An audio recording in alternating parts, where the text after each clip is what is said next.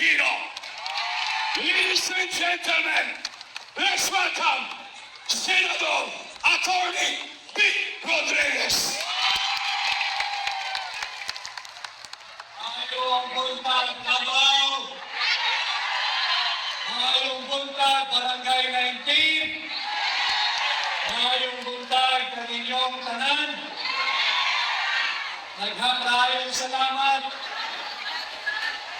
sa inyong napakainit na pagtanggap sa akin ngayong araw.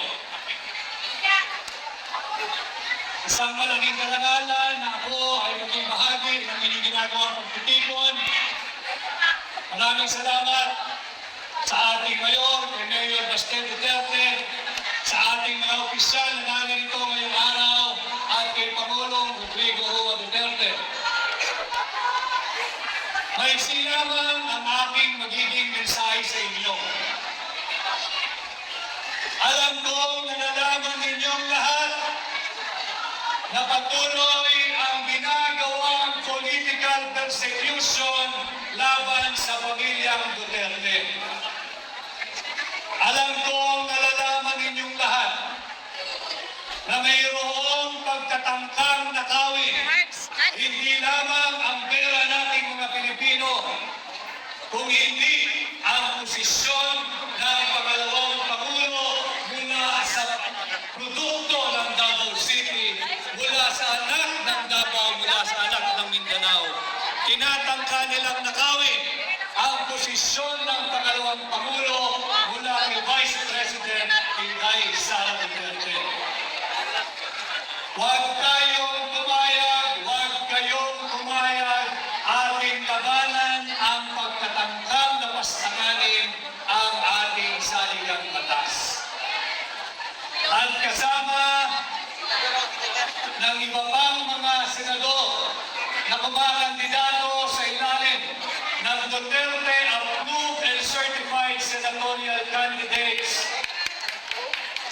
hinihingi po namin ang inyong tulong na sana ngayong 2025 ihatid po ninyo kaming lahat sa Senado itong siyam na Duterte Approved and Certified Candidates upang may pagtanggol po natin si Vice President Inday Sara Duterte sa mga nang-aapi sa kanyang elitistang kongresista. Dalhin po natin sa Senado si Senador Dante Marcoleta. Dalhin natin sa Senado si Senador Philip Salvador. Dalhin natin sa Senado si Senador Bongo, Senador Bato de la Rosa, Senador J.B. Hinlo,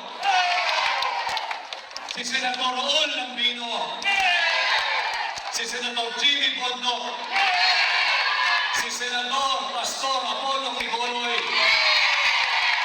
at sana mapairam din po ninyo ako ng inyong sagradong mandato at tiwala. Dalhin po ninyo ang isang katulad ko sa Senado dahil ngayong 2025, pag tayo'y nagkaisa, posible ang pagbabago. Muli ho, ako'y nagpapasalamat, naging bahagi ng inyong ginagawang pagtitipon ngayon. At ito nga ho ang ating layunin. Tayo ay tumugon sa hamon na pamunuan ang isang tunay at maisog na oposisyon sa Senado. Sinusulong po natin ang laban o giyera kontra sa korupsyon. Subalit hindi ko po kakayanin ito mag-isa. Kinakailangan ko ng kasama, kinakailangan ko ang tulong ninyo. Magamat ako ay kumandidatong independent, nung ako'y naghain ng aking kandidatura, sinabi ko na ang aking katapatan ay tanging sa Republika ng Pilipinas lamang at ang nais kong kapartido o kaalyado ay kayong sambayanang Pilipino. At sana ho, mapagbigyan ninyo ako ng inyong tiwala at mandato pakitulungan niyo na rin po akong mga kampanya sa inyong mga kamag-anak, kaibigan, kakilala, kaprobinsya, kabarangay, at Pilipino sa anumang pong bahagi ng mundo. Muli ho, ako si Atty. Vic Rodriguez, number 56.